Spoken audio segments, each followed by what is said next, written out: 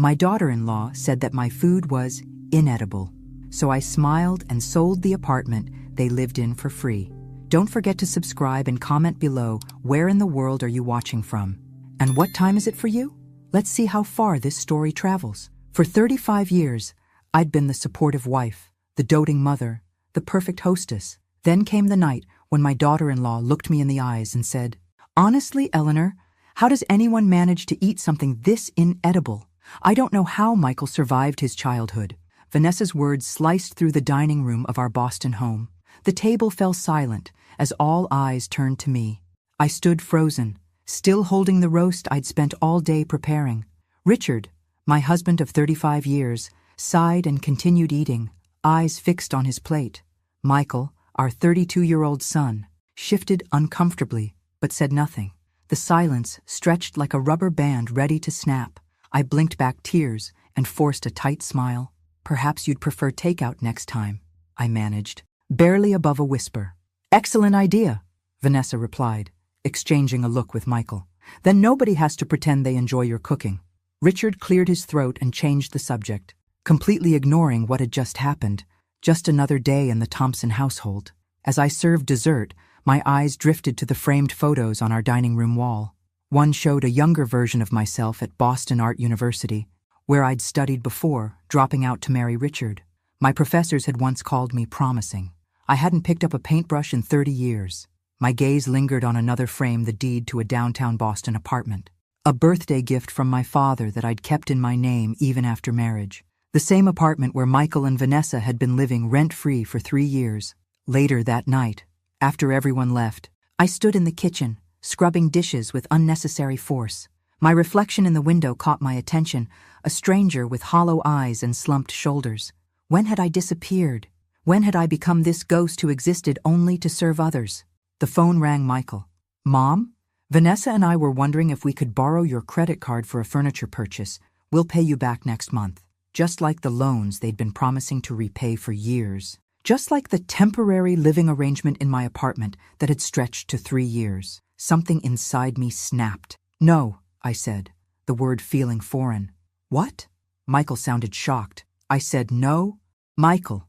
My voice was steadier now. Silence, then anger. "Is this because of what Vanessa said? She was just being honest. You've always been too sensitive." I hung up without another word. My hands were shaking, but not from fear. For the first time in decades, I felt something else stirring within me, something that felt dangerously like power. As I turned off the kitchen light, I found myself looking once more at the framed deed. My apartment, my property, mine. I picked up my phone and scrolled through contacts until I found Jonathan Parker, attorney at law. The morning after Vanessa's dinner comment found me sitting at our kitchen island, staring into coffee as Richard moved around the kitchen. "You bought the wrong brand of coffee again," he remarked without looking up. "The store was out of your usual, just pay more attention next time." Is that so difficult? These small cruelties had become the soundtrack of our marriage, his exasperated sighs when I spoke, his eyes on his screen during conversations, his constant corrections. Somewhere along the way, I'd started believing I deserved them. After Richard left, I sat in the silence of our empty house. My phone buzzed with a text from Jonathan Parker confirming our appointment. I hadn't slept, questioning my sudden boldness. Now doubt crept back in. Was I overreacting? Was it worth upending everything over hurt feelings? But it wasn't just one comment. It was years of slow erosion, of becoming invisible in my own life. That afternoon, I dropped by Michael and Vanessa's place unannounced. I still had a key, though I always called before visiting, a courtesy they never extended to me. The apartment was empty when I arrived. Standing in their living room, I was struck by how different it looked from when I'd inherited it. Vanessa had redecorated completely. Nothing of me remained. On their coffee table, I noticed several unopened bills marked Final Notice, credit card debt, substantial credit card debt. As I looked closer, I found more. Missed payments on Michael's new car, an expensive watch purchased on installment. I was about to leave when I heard keys in the door. Michael stopped short when he saw me. "Mom? What are you doing here?" "I was in the neighborhood." I gestured toward the bills. "Is everything okay? Financially?" His face hardened. "We're handling it. Not everything is your business. It might be my business if you're struggling while living in my apartment. His eyes narrowed. So that's what this is about? You're checking up on us because Vanessa hurt your feelings. God, Mom, grow up. The casual cruelty stunned me. This wasn't my sweet boy. This was a stranger wearing his face. I raised you better than this, I whispered.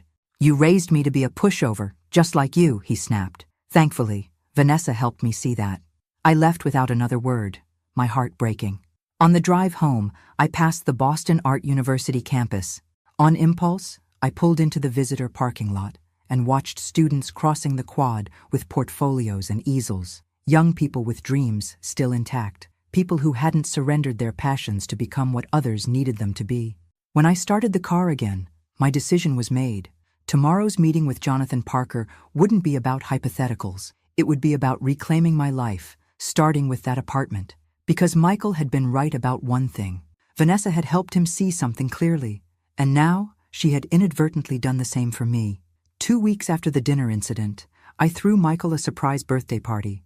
Despite everything, he was still my son, and I hoped a generous gesture might help repair our relationship. I spent days preparing, decorating, cooking his favorite foods, purchasing an expensive watch he'd been eyeing. Richard promised to be there, but canceled last minute. When Michael and Vanessa arrived, the initial surprise seemed successful. Michael appeared touched. Vanessa smiled and complimented my decorations loudly. Midway through the party, I slipped into the kitchen to check on the cake and heard Vanessa's voice around the corner. I don't know how you manage these weekly visits, said her friend Alicia. It's the price we pay for the free apartment, Vanessa laughed. Besides, Eleanor is so desperate for approval, it's easy to manipulate her. Did you see the gift? Exactly what I suggested, and she has no idea she's being used. I froze, hand gripping the doorframe.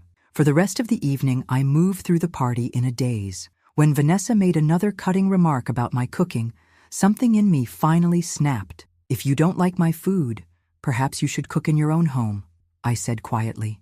Vanessa immediately amplified the moment. Eleanor, I'm shocked at your hostility. Michael, is your mother all right? She seems unstable.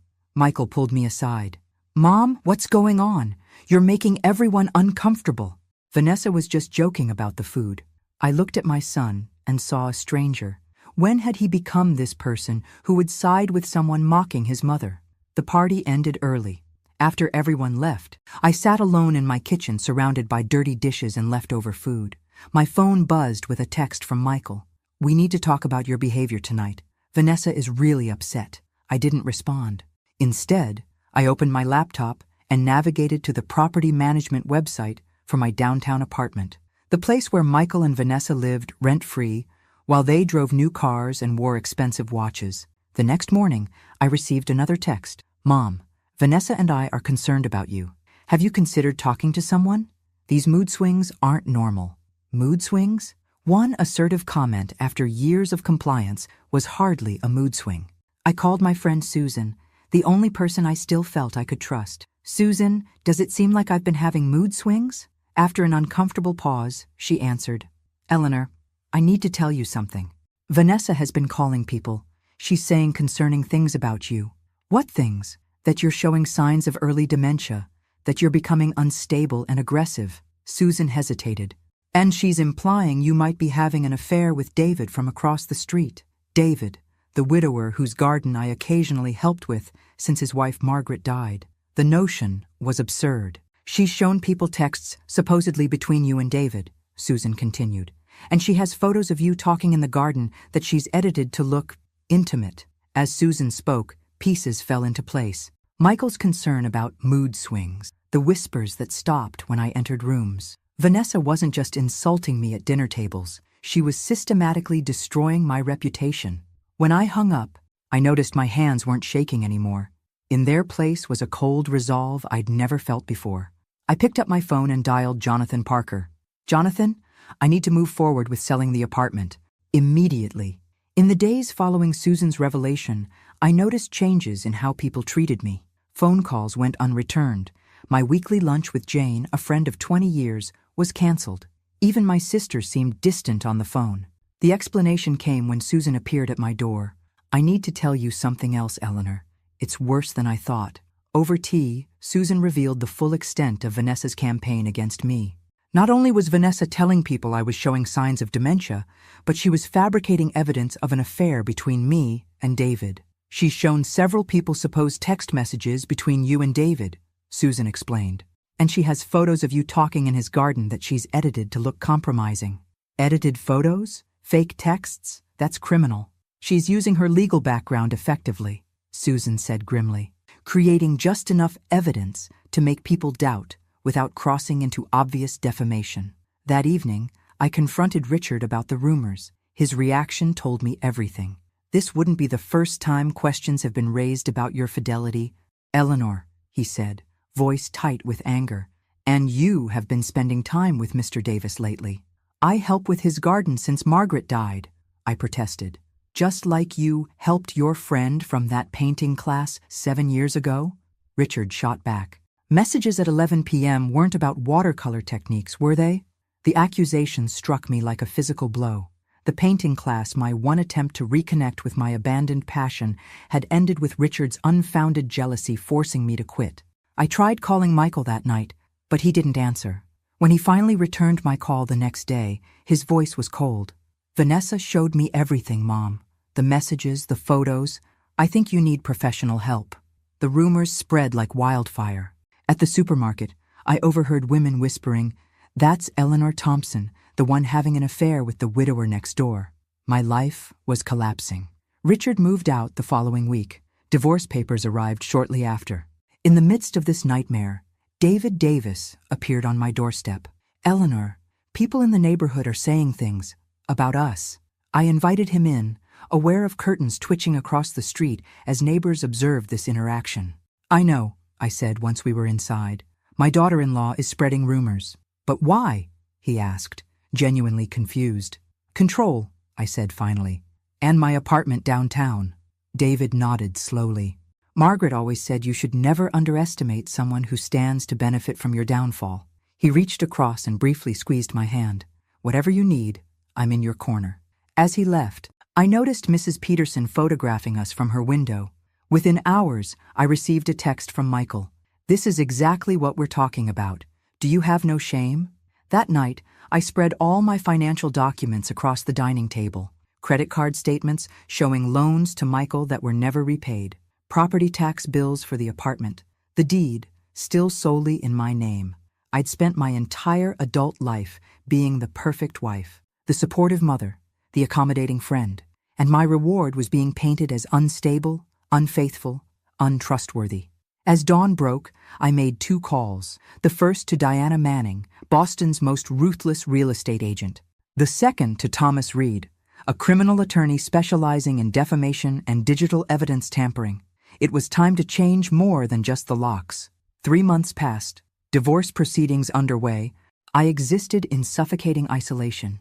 Richard lived near his office now. Michael wouldn't take my calls. The social isolation cut almost as deeply as the divorce. My reputation lay in ruins. At the garden club I'd belonged to for 15 years, conversations stopped when I approached. My hairdresser of a decade was suddenly booked solid whenever I called. "Eleanor's going through something," I overheard a woman whisper at the coffee shop.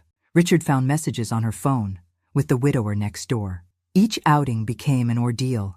I started ordering groceries online. I switched churches. Gradually, my world contracted to the walls of my house, now too large and painfully quiet. Through Susan, I learned that Vanessa continued fueling the narrative of the unstable mother-in-law, now adding that I had tried to sabotage Michael's marriage out of jealousy. Thomas Reed, the attorney I'd hired to investigate Vanessa's defamation, called with an update. "Mrs. Thompson, we've confirmed the text messages were fabricated. The metadata doesn't match genuine communications, and the photo alterations are detectable. This is criminal evidence tampering. What do you recommend? We have grounds for a serious case against her." Given her position as an attorney, this could end her career. I considered the implications. Pursuing legal action would publicly vindicate me, but it would destroy my relationship with Michael. Despite everything, he was still my son. "Let's hold off for now," I decided. "Keep collecting evidence, but don't file anything yet." In a desperate attempt to reconnect, I showed up unannounced at Michael and Vanessa's apartment one evening. I found Vanessa entertaining guests at a dinner party. The panic on her face quickly transformed into a condescending smile. "Eleanor, what a surprise! You should have called first." Her tone alerted her guests. She whispered to those nearby, "My former mother-in-law. The divorce has been hard on her. Michael isn't here, he had to work late." The humiliation was complete when one guest suggested calling me an Uber, as if I were incapable of managing alone. As I left, I noticed a document on the side table, a property valuation form for my downtown apartment. That night, staring at my bedroom ceiling, I finally understood that I couldn't remain the victim in this story. The apartment where my son and daughter-in-law lived rent-free, my apartment might be my only way to regain control of my life. "I've made an appointment with the neurologist," I told Susan over coffee the next morning. "Eleanor, you don't have dementia. Don't let them make you question your own mind." "I know," I replied calmly. "That's exactly why I'm going. I need documentation of my cognitive health for what comes next." Jonathan Parker, my attorney, had advised this step. "If they're painting you as mentally unstable, we need to get ahead of it," he'd explained. "Medical documentation will be crucial if they try to contest your right to sell the property." The neurologist, Dr. Harriet Chen, was thorough and kind. After testing, she confirmed, "Mrs. Thompson, your cognitive function is excellent. There's absolutely no evidence of dementia or any impairment." Armed with this documentation, I moved forward with my plan. Diana Manning confirmed what I suspected. Boston's housing market was booming, and my apartment's prime location made it extremely valuable. "We should list it immediately," she advised. "Properties like this don't stay on the market long." The morning after my call with Richard, I sat with Jonathan Parker in his downtown law office. "I'm worried about you, Eleanor," he said, noting my hollow cheeks and weight loss. "Is Richard being fair in the negotiations?" I sighed. "As fair as possible, considering he believes I cheated on him." I explained the entire situation, Vanessa's fabricated evidence, Michael's betrayal, and the property valuation form I'd seen. Jonathan frowned. "You think they're planning to buy the apartment from you?" "No.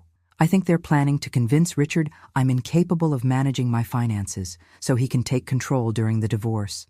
The apartment would be part of the settlement." After reviewing my documentation, Jonathan confirmed that the apartment remained solely in my name. "They can't touch it without your permission," he assured me. For the first time in months, I felt a spark of power. "And if I wanted to sell? It's your right. The current occupants would need legal notification, but being your property, you have complete autonomy over it." On my way home, I passed by the apartment building and gazed at its elegant facade. I hesitated, thinking of Michael. Despite everything, he was my son. Selling the apartment would sever one of the last connections between us. But then I remembered the unanswered messages, the ignored calls, how he stood beside Vanessa while my reputation was destroyed by lies. My son had chosen his side, and it wasn't mine. That evening, I made my decision. Tomorrow I would call a real estate agent. The next morning my doorbell rang. I opened it to find David Davis on my doorstep. "Eleanor, I thought you should know. Vanessa came to see me yesterday."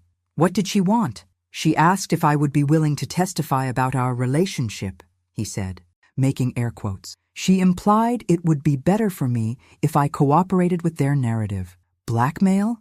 I asked, feeling sick. "Not explicitly, but the implication was clear." He hesitated. "Eleanor, I told her I'd be happy to testify about how you've been a kind neighbor who occasionally helps with my garden. Nothing more. I also mentioned that my security cameras have recorded every interaction we've had in my yard." I felt a surge of gratitude. "You have security cameras?" "Installed after Margaret's jewelry went missing last year," he explained. "The cameras show nothing but neighborly conversations between us. I offered to provide the footage to Vanessa. She left rather abruptly after that. For the first time in months, I laughed a genuine laugh that felt foreign in my throat. After David left, I called Diana Manning and scheduled our first meeting. Then I called Dr. Chen's office and requested additional copies of my neurological evaluation. Finally, I contacted my bank and began moving my accounts to a new institution where neither Richard nor Michael had any connections. That night, I pulled out a box from the back of my closet, my old art supplies, untouched for decades. The brushes were stiff, the paints dried out, but holding them felt like reconnecting with a long-lost friend. I ordered new supplies online and set up a small easel in what had been Richard's study. As I cleared his remaining possessions from the desk, I found an old photograph tucked in a book, Richard and me on our honeymoon in Rome. I studied the young woman in the photo, bright-eyed, confident, full of dreams. Where had she gone? As I placed the photo back, I made another promise to myself. When this was all over, I would go to Italy. Not as Richard's wife or Michael's mother, but as Eleanor Thompson, artist, traveler, woman reclaiming her life. I didn't act impulsively. With methodical calm, I developed a careful plan. First, I hired Diana Manning, a respected realtor specializing in luxury Boston properties. I want absolute discretion, I instructed her. The current occupants shouldn't know the property is for sale until absolutely necessary. Diana agreed. We'll only schedule viewings when we have serious, pre-approved buyers. She evaluated the apartment at a value significantly higher than I expected. Boston's real estate market was hot, and the location was premium. Following Jonathan's advice, I took measures to document my mental capacity and financial decisions. I consulted a therapist and neurologist, obtaining reports confirming my cognitive abilities. I also compiled a detailed history of all communications ignored by Michael and Vanessa, along with evidence of the rumors Vanessa spread. Meanwhile, I began reorganizing my life. I updated all passwords. I reviewed my will and removed Michael as primary beneficiary, establishing that he'd only receive his inheritance if he completed a financial counseling program. I transferred funds to a new account at a different bank. During this period, the divorce proceedings advanced. Richard, convinced of my infidelity, was surprisingly generous, driven, I suspect, by guilt for so readily believing the lies about me. I accepted the settlement, knowing the apartment sale would provide the financial independence I'd need. Susan, my loyal friend, noticed the change in my demeanor during our weekly coffee. "You seem different," she commented, studying me over her cup. "I feel different," I replied. Behind my pain, there was a growing resolution. For the first time in decades, I was making decisions for myself, not to please Richard or Michael. 2 weeks later, Diana called with news. "I have a very interested couple. He's a surgeon at Mass General. She's a university professor. They're willing to make an offer above asking price if they can see the property this week." I took a deep breath. "Schedule the viewing, Diana. It's time to turn the tables." The day of the viewing arrived a Wednesday when Vanessa normally worked late at her law firm. I'd deliberately chosen this time, wanting to avoid confrontation. Diana would show the property while Michael and Vanessa were out. But fate had other plans. A court case was unexpectedly canceled, and Vanessa returned to the apartment earlier than usual.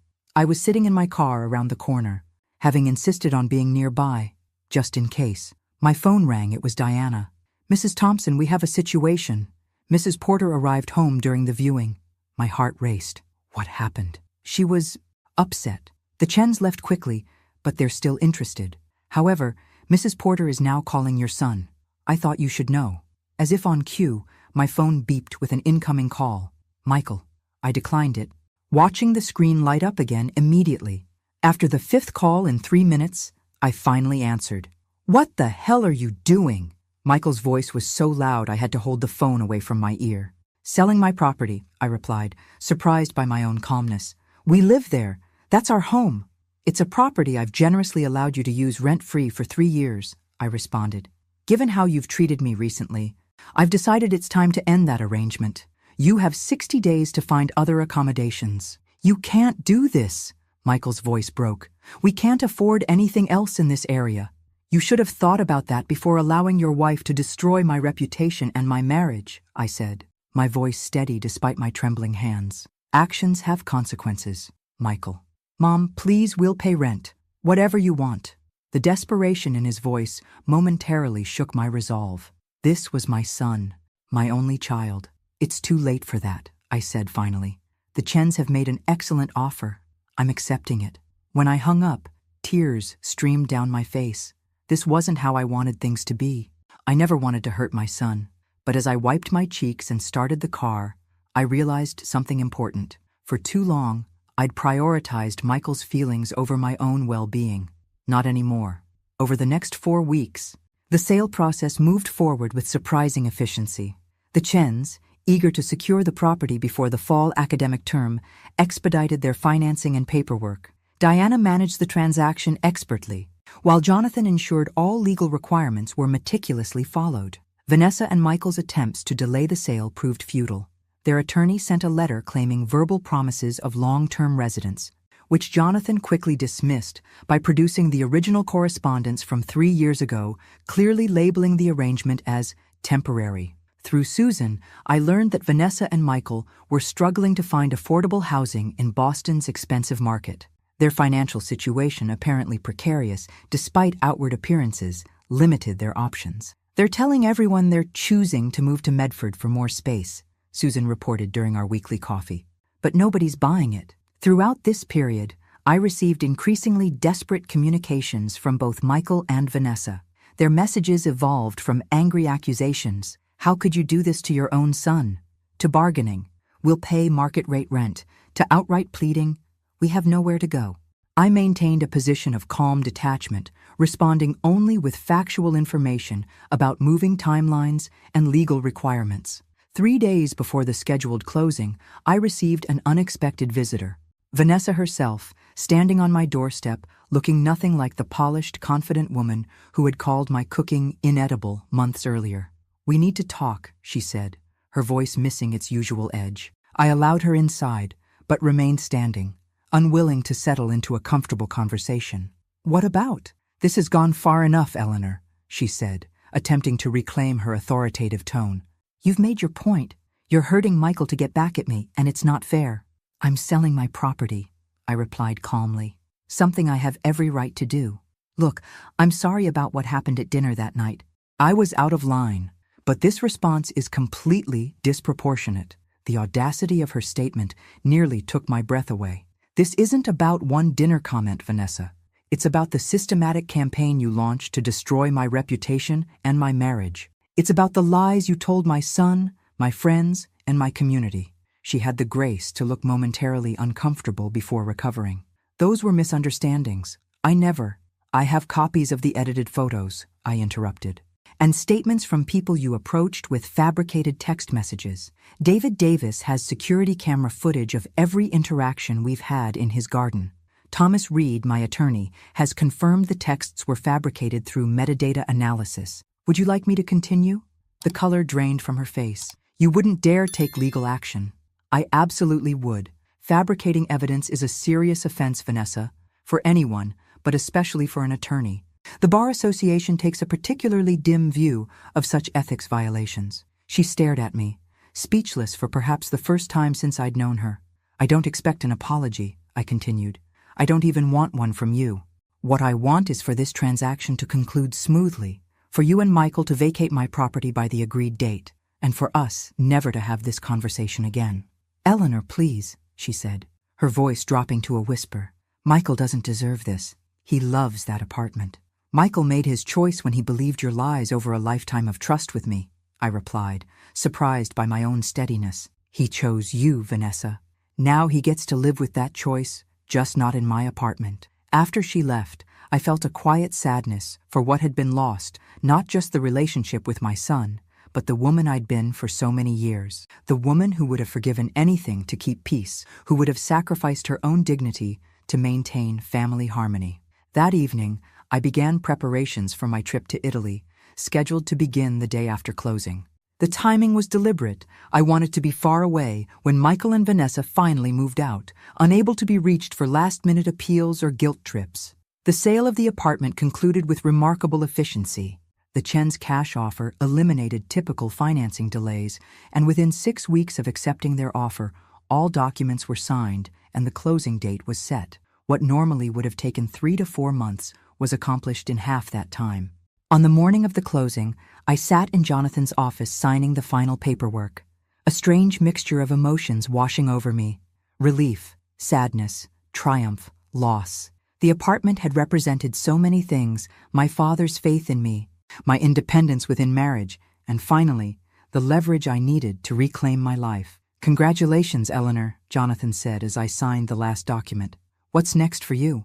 "Italy," I replied, a small smile forming. "Florence, Rome, Tuscany, all the art I studied in college but never saw in person." He nodded approvingly. "I've always believed traveling alone is one of life's great pleasures. When do you leave? Tomorrow morning, first class. The extravagance was unlike me. But then again, the woman purchasing that ticket wasn't the same person who had endured Vanessa's insult at the dinner table 6 months ago. As I left Jonathan's office, my phone buzzed with a message from Susan. Michael was just here asking for your new address. Told him I didn't have it. Call me. I found a quiet cafe and called her back immediately. He seemed desperate, Susan explained. Said Vanessa moved some of her things out last night to Douglas Fleming's place. Apparently they've been seeing each other for months. The revelation didn't surprise me. Vanessa had always been strategic, and a senior partner at her law firm represented a significant upgrade from my schoolteacher's son. How did Michael seem? I asked, concerned despite everything. Shocked? Hurt? He mentioned finding messages on her phone a few weeks ago, but didn't want to believe it. So there it was, the complete unraveling of the life Michael had chosen over loyalty to me. While I took no pleasure in his pain, there was a certain symmetry to it. He had chosen to believe Vanessa's lies about me. Now he was forced to confront her lies to him. That evening, as I finished packing for Italy, my doorbell rang. I opened it to find Michael standing there, looking like he hadn't slept in days. "Can I come in?" he asked, his voice ragged. I stepped aside silently, allowing him into the house where he'd grown up. We sat in the kitchen, the heart of our family home, now feeling like neutral territory. "Vanessa's been having an affair," he said without preamble, "with Douglas Fleming, her boss." I nodded. "I'm sorry to hear that. Did you know?" "I suspected," I replied honestly. "She's always been ambitious." He stared at his hands. "I found messages on her phone weeks ago, but I convinced myself I was misinterpreting them." He looked up, his eyes red-rimmed. "I did to myself exactly what I did to you. I chose to believe what was convenient rather than what was true." The admission hung in the air between us. I offered nothing, no absolution, no, "I told you so." Some realizations need to be fully felt without the cushion of forgiveness. "I should have trusted you," he continued. "After all those years, after everything you've done for me, how could I have believed her over you? That's a question you need to answer for yourself." "Michael," he nodded slowly. "I've been thinking about it constantly. I think I wanted to believe I deserved the life she was offering, the connections, the status, the admiration of her circle. It was easier to see you as the problem than to question whether I had earned any of it." "Thank you for saying that," I said finally. "Where do we go from here?" he asked, vulnerability raw in his voice. I looked at my son, really looked at him. The boy I'd raised, the man he'd become, the person he might yet grow into through this painful lesson. "I don't know, Michael. That's not something I can decide tonight." As he stood to leave, he noticed the suitcase by the door. "You're going somewhere?" "Italy. For a month. I leave tomorrow." "Italy," he repeated, a flash of recognition crossing his face. "Like you always wanted to when I was growing up."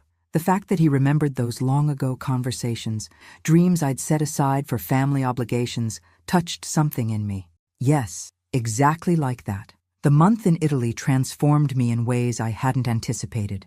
I'd expected to enjoy the art, the architecture, the food, and I did, immensely.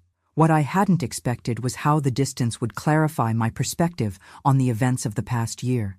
In Florence, standing before Botticelli's masterpieces, I felt something awakening within me, a passion dormant for decades. I purchased watercolors and began sketching the Tuscan landscapes, sitting for hours in sun-drenched piazzas. My initial attempts were awkward and amateurish, but each day brought small improvements as muscle memory from my college days gradually returned. While I immersed myself in art and culture, life in Boston continued. Through occasional emails with Susan, I learned that Michael and Vanessa's divorce was proceeding rapidly. The spectacular sale of their apartment had forced them to downsize significantly, Michael to a small place in Medford, Vanessa to her new boyfriend Douglas Fleming's luxury condo. "The irony isn't lost on anyone," Susan wrote. "Vanessa's careful social climbing culminated in her dating the man she's worked for all these years. People talk about little else at the garden club. I found myself caring less about the gossip than I would have expected. From 3,000 miles away, the social ecosystem that had once defined my worth seemed remarkably insignificant compared to the vibrant world I was exploring." In the third week of my trip, I received an unexpected email from Richard. He'd gotten my address from Susan, who'd apparently decided he deserved a chance to communicate. "Eleanor," he wrote, "I owe you an apology. Michael has told me everything about Vanessa's deceptions. I should have trusted you after 35 years together. The evidence seemed so convincing, but that's no excuse. I should have given you the benefit of the doubt. I've been doing a lot of thinking about our marriage and how I treated you even before all this happened. I wasn't the husband you deserved. I'm sorry for that too. The apology, arriving after months of painful isolation, brought unexpected tears to my eyes. Not because I wanted Richard back, that chapter was firmly closed, but because the validation meant something after being branded a liar and a cheat. I responded with simple gratitude for his words and wished him well, making it clear that while I accepted his apology, reconciliation wasn't on the table. Some broken things stay broken, and our marriage was one of them. On my last day in Florence, I visited a small gallery near my hotel. The owner, an elegant Italian woman named Sofia, noticed me sketching in a nearby cafe and invited me in to see her collection. As we conversed in my rusty college Italian, she asked to see my sketches. "These have feeling," she said, flipping through my amateur watercolors. "Not perfect technique, no, but authentic emotion. This is what cannot be taught." Her kindness encouraged me, but I laughed off the implicit compliment. "I'm just a tourist playing at being an artist." Sophia shook her head firmly. "No, you are an artist who has been absent from your true self. There is a difference." When I returned to Boston in early autumn, the city seemed different, not because it had changed, but because I had. I moved through my days with a new sense of purpose, setting up a proper art studio in what had been Richard's study. I enrolled in an adult education painting class at the community college, humbly taking my place among other beginners despite being the oldest student by at least 20 years. My instructor, Jacob, a kind-eyed man in his 40s, took special interest in my work. "You have an unusual perspective," he told me after class one evening.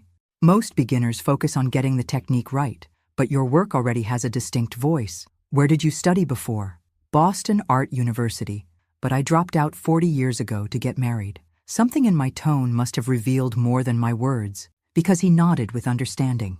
Art has a way of waiting for us to come back to it. The time away isn't wasted, it becomes part of what you bring to the canvas. The months that followed brought profound changes. Vanessa's carefully constructed FA aid crumbled spectacularly. Her relationship with Douglas Fleming lasted barely 3 months before he traded her in for an even younger associate. The professional community that had once admired her now whispered about her ethical lapses somehow. Rumors of her evidence tampering had circulated through Boston's legal circles, though I never pursued formal charges. Michael's divorce finalized quickly. Without the apartment or Vanessa's income, he was forced to economize drastically. He took a second job tutoring evening classes and moved to an even smaller apartment further from the city center. The struggle seemed to change him, stripping away layers of entitlement and forcing him to confront his own complicity in what had happened. Our reconciliation progressed slowly, with careful steps from both sides. We began with occasional phone calls, then coffee meetings in neutral locations. The conversations were initially awkward, punctuated by long silences and careful avoidance of painful topics. Gradually, honesty began to emerge. "I was so desperate to please Vanessa that I couldn't see what was happening," Michael confessed during one of our meetings. "It was easier to believe you were having problems than to admit she was manipulating me. I made my own difficult admissions. I enabled your dependency. I was too submissive, too afraid of losing your affection to establish healthy boundaries. I never required you to be accountable." Each conversation peeled back another layer of hurt, revealing the tangled roots of our broken relationship. There were setbacks, times when old patterns threatened to re-emerge. When Michael expected accommodations I was no longer willing to make, when I caught myself falling into the familiar role of self-sacrificing mother. But each time, we recognized the pattern and adjusted, learning to relate as adults rather than through our old dynamics. Meanwhile, my artistic journey continued. The community college classes had given me a foundation to rebuild my technical skills, but I found myself increasingly drawn to more experimental approaches. I enrolled in a more advanced workshop at the Boston Art Museum, where I was the oldest student by decades, but quickly became known for my emotionally evocative watercolors. My instructor, Marina Vasquez, took particular interest in my development. "Your life experience gives your work a depth that my younger students can't access," she told me after critiquing a particularly raw piece I'd created about the dinner that had changed everything. You've lived enough to understand that beauty and pain are often inseparable. As winter settled over Boston, I received exciting news. Diana Manning's friend Carla Winters, she owned a small gallery on Newbury Street, was putting together a show of late bloomers artists who found or returned to their craft after 50. Diana had mentioned my story and my watercolors, and Carla was interested in including me. I nearly dropped the phone. My watercolors? But I'm just a beginner again. They're not gallery quality. Carla disagrees. She saw those small pieces you had in your hallway when we were preparing your house for viewings. She said they have authentic emotional resonance. The phrase so closely echoed Sophia's words in Florence that it made me pause. I'd need to create new work, better work. You have 4 months, Diana said. The show opens in February. During this period, Richard reached out again. We met for coffee, our first face-to-face meeting since the divorce finalized. He seemed different, older, humbler, more thoughtful. You look well, Eleanor, he said, studying me across the table. There's something different about you. There is, I agreed simply. He nodded, understanding more than I'd explicitly stated. I've been seeing a therapist, he admitted, trying to understand why I was so quick to believe the worst about you after 35 years. And what have you discovered? I asked, genuinely curious, that I've always been afraid you'd outgrow me. The vulnerability in his admission surprised me. When we met, you were this talented, creative force full of potential and passion. I think part of me always feared that if you fully developed those gifts, you'd realize you didn't need me. The insight struck uncomfortably close to truth. So you preferred me smaller, more dependent, not consciously, he sighed. But essentially, yes, it's not something I'm proud of. As our conversation continued, Richard mentioned he'd heard about my upcoming gallery show. I'd like to attend, if that wouldn't make you uncomfortable. I considered his request. As long as you understand it's not an opening for reconciliation. That chapter is closed, Richard. I understand, he said quietly. I just want to see what you've created, to support this new phase of your life, even if I'm no longer part of it. Walking home from our meeting, I felt a strange sense of completion. The anger and hurt that had consumed me for months had transformed into something else, not forgiveness exactly, but a kind of peaceful detachment. Richard was part of my past, not my future, and that was exactly as it should be. 2 years after that fateful dinner where Vanessa called my food inedible, I'm barely recognizable, not in appearance, but in presence and confidence. At 60, I've discovered a version of myself I never knew existed. My painting studio, once Richard's office, has become my sanctuary. Following my successful first exhibition, my work has gained modest but growing recognition in Boston's art community. I'm preparing for my upcoming solo show, balancing time between creating new pieces and teaching a watercolor class for beginners at the community center, finding joy in helping others discover their creative voices, particularly those who, like me, set aside artistic dreams for family obligations. Michael, now divorced and living a simpler life, has evolved into someone I genuinely enjoy knowing, not just as my son, but as a thoughtful adult. Our weekly dinners have become a pleasant ritual rather than an obligation. He's begun dating again a kindergarten teacher named Grace, who seems refreshingly genuine and kind. On a crisp autumn morning, my mail includes a thick cream envelope, an invitation to Vanessa and Douglas Fleming's wedding. I laugh at the irony and the transparent attempt to remind me of her success despite everything. The same day, Richard calls, asking if we might have dinner. There's something important I'd like to discuss, he says, and I understand he's still hoping for reconciliation. Sitting in my garden with tea, I contemplate these two communications, both representing paths back to my past. Vanessa's invitation, a reminder of humiliation suffered. Richard's call, an opportunity to return to the familiar security of my former role as wife. When Michael arrives for our weekly dinner, he notices the wedding invitation on the counter and mentions that he received one too. Are you going? He asks. I smile, a serene expression reflecting my inner peace. I think not. Some connections are better left in the past. And Dad?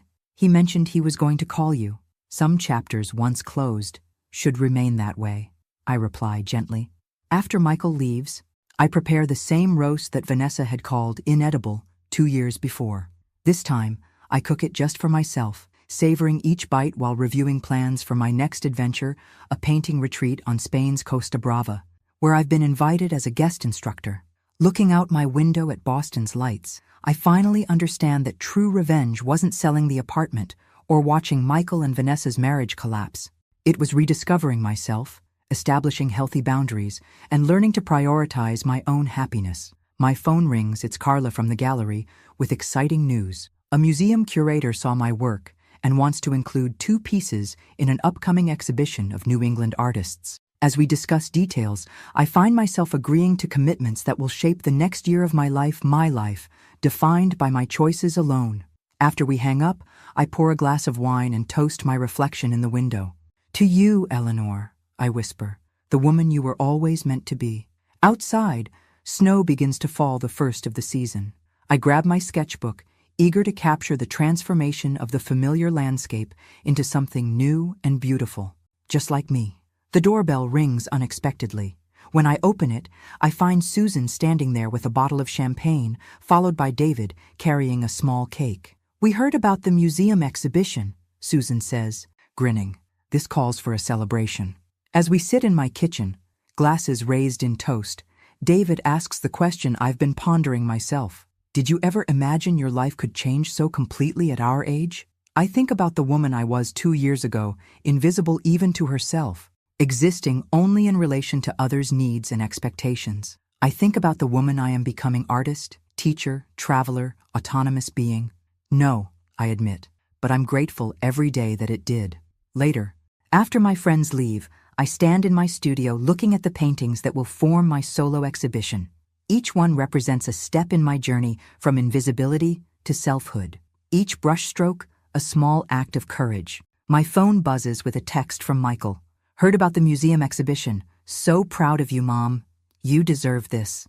I smile at the simple message and what it represents, a son seeing his mother as a complete person for perhaps the first time. As midnight approaches, I wrap myself in a shawl and step onto my back porch, watching snow transform my garden into a blank canvas. Tomorrow, I'll begin a new painting.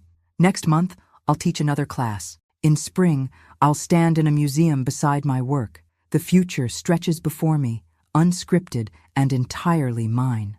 Thank you, I whisper to the universe, grateful for the crisis that, though painful, freed me to live authentically for the first time in decades. The snow continues to fall, covering everything in pristine white, a perfect metaphor for the second chance I never expected and now cherish beyond measure.